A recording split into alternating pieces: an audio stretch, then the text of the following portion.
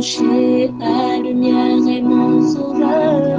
Je ne crains rien. Il est mon rempart et mon ferme soutien. De qui pourrais-je avoir? Shalom.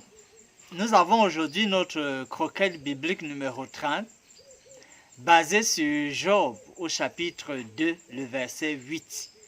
Il est écrit: Et Job prit un tesson pour se gratter et s'assit sur la cendre. Job est malade. Il est même très malade. On ne sait pas combien de temps la scène décrite dans le verset a duré depuis le moment où il est tombé malade. Mais ce que nous savons, c'est que Job est dans une sorte d'humiliation, parce que c'est ce que la maladie fait. À un moment, ça vous humilie, ça vous diminue.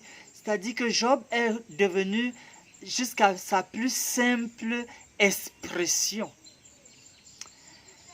fatigué d'utiliser les compresses et autres matériels de l'époque qui pouvaient l'aider à gratter tous ces ulcères de par son corps.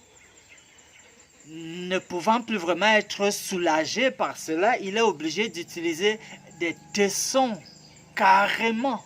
Parce que même les doigts qui servaient à gratiller sont déjà boursouflés. L'inflammation généralisée. Culturellement, le fait que Job s'assoit sur de la cendre, ce charbon, cette cendre-là, était une manière de dire que les raisons, les causes pour lesquelles il souffrait, eh bien, il était innocent de ces causes-là. C'est pour cela qu'on pouvait voir la cendre, le charbon, de manière extérieure, pour dire, oui, je souffre, je suis malade, mais attention, je ne sais rien de tout ça. Je n'en suis pas fautif.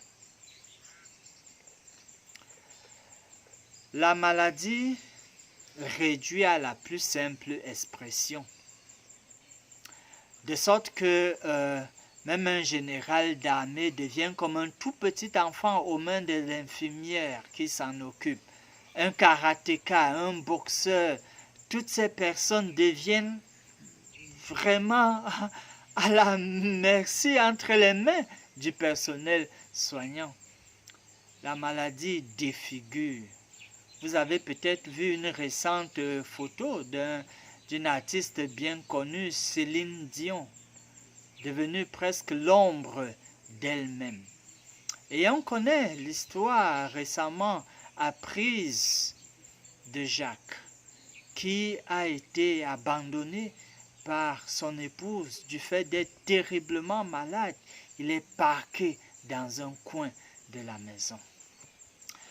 Et nous avons une promesse du Seigneur pour nous encourager dans le psaume 27, le verset 10, où il est écrit: « Quand mon père et ma mère m'abandonnent, mais l'Éternel me recueillera. » Peut-être êtes-vous abandonné.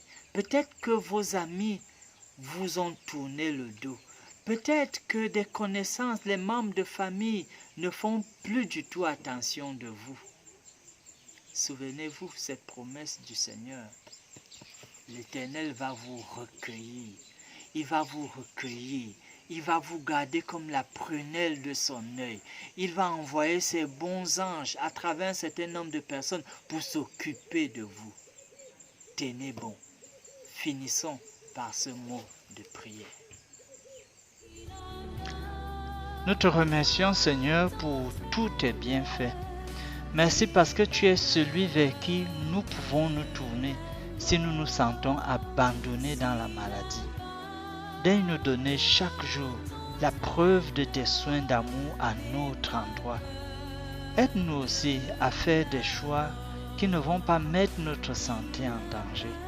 Soutiens-nous toi-même et exauce notre prière car nous l'avons faite au nom de Jésus. Amen. Espère en l'Éternel, mon âme espère en l'Éternel, qu'un chant